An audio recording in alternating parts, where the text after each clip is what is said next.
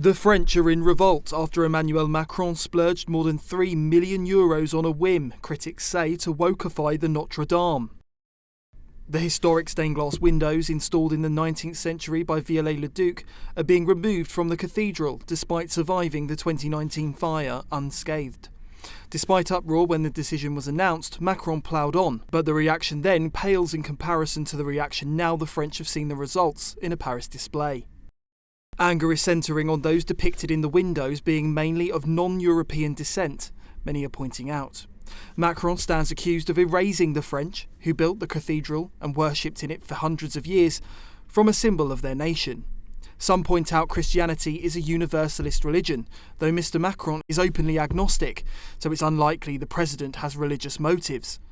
A petition to can the project and leave the historic windows in place has reached 300,000 signatures, though France 2 reports Macron is determined to see his wishes fulfilled. Others criticise a lack of artistic capability, with the chosen artist Tabouret seemingly not taking account of the stone between each pane, warping her depictions and the messiness of her painting.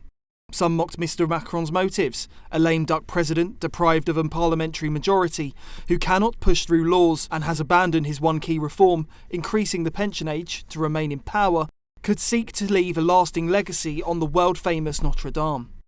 Back when the decision was first made, French MEP Laurence Trochu said, "The word desecration of Notre Dame is exactly what it means, because we must remember that the stained glass windows of Notre Dame were not damaged by the fire. They remained in their original state and are listed as historical monuments.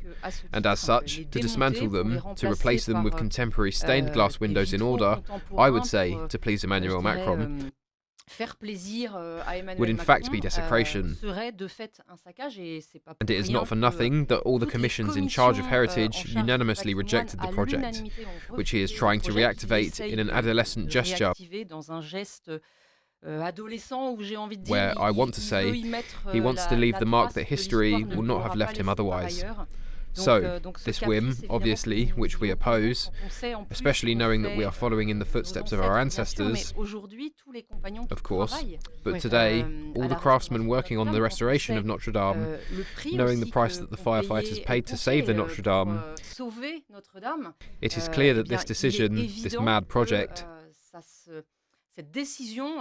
stands as a denial, and it fits perfectly within Emmanuel Macron's approach, within this progressivism that wipes the slate clean of the entire past, even though there is a visceral attachment to Notre Dame. We saw the French in tears, we saw the French on their knees. We were stunned by the devastation of Notre Dame. It's not so that today, in a youthful whim, a president can act in defiance, once again, of all the rules. Reacting to the final design, she lamented a €4 million whim, while our heritage is falling into ruin when it isn't being stolen, pointing out the National Commission for Heritage and Architecture is against the move.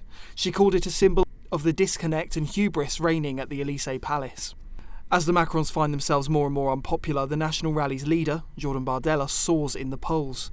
He met with Nigel Farage this week and promised to allow a reformed government to turn migrant boats back to France. This sounds really promising, although Nigel Farage currently isn't in office at the moment as is running this country. But it is a move forward that it's now been acknowledged that if the countries work together in a way, and if they also want to do that on the other side of their borders, they need to be accepted on our side. How promising is this? And what about the French people? Do they seem to be in favour of this? Yes, hello. Thank you for having me. So this is a big deal because it's the first time a major French presidential contender has said he would allow the UK to carry out pushbacks in French waters. For years, Paris has blocked this, and Jordan Bardella, who was in London yesterday, is signaling a huge break with French President Emmanuel Macron's approach and a major opening for Britain. The UK has wanted pushbacks, but couldn't do them because France refused to take back the vessels. So if Bardella becomes president in 2027, he is the current favorite. He in the pollings, he's about 35%. So if he becomes president and formally allows it, the UK suddenly has a tool it hasn't been able to use for legal and diplomatic reasons.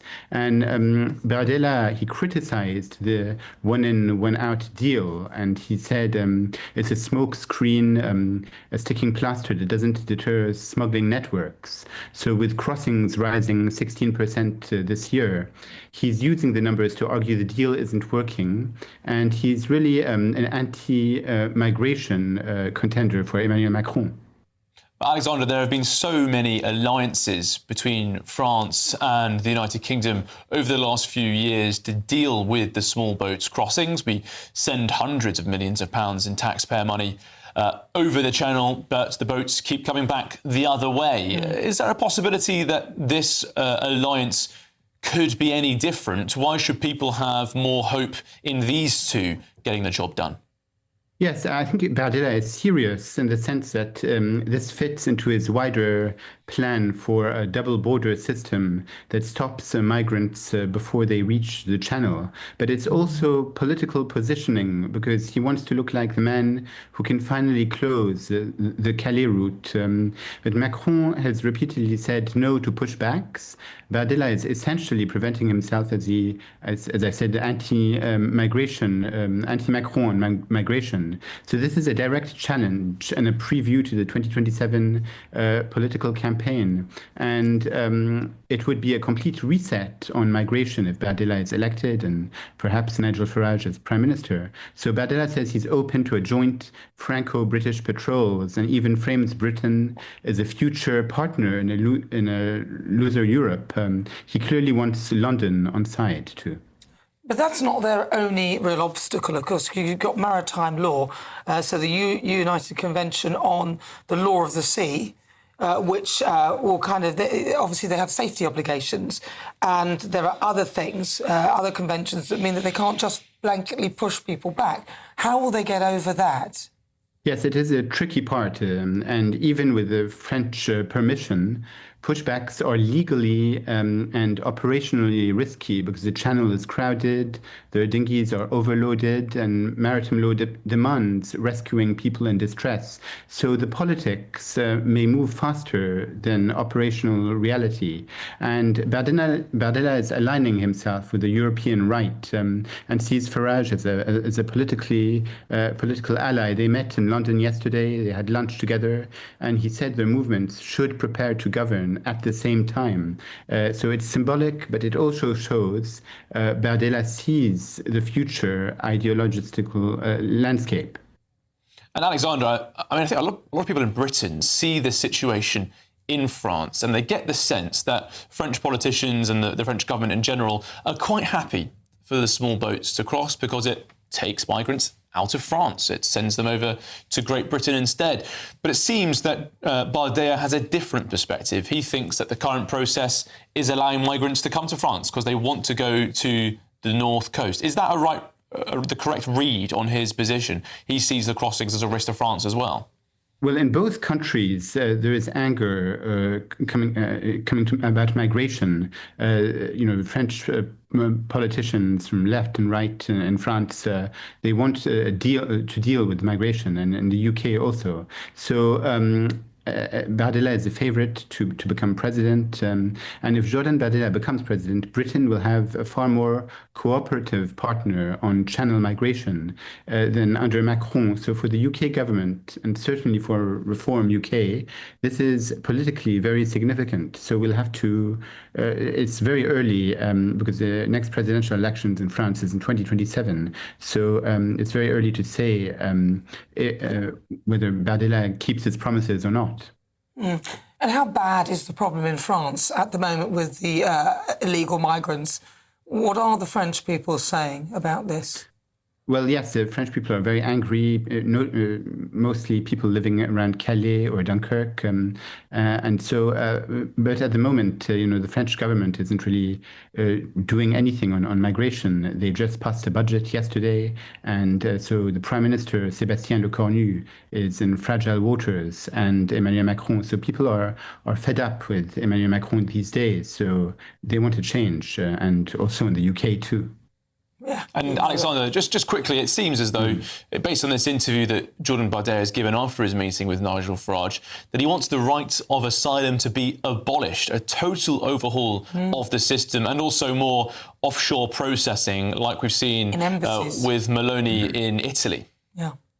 Yeah, yes, absolutely. So Bardella has these ideas, and so and we have to wait if he's elected president in 2027. But for the moment, the campaign hasn't begun. But I think what he's doing, he's touring France, and he came to London, and I think he might come to London just before the 2027 presidential elections. And he wants to control migration because it's not working at the moment, and the one in, one out deal is not working too. No, not at all, is it? All right, Alexander Seal, French journalist.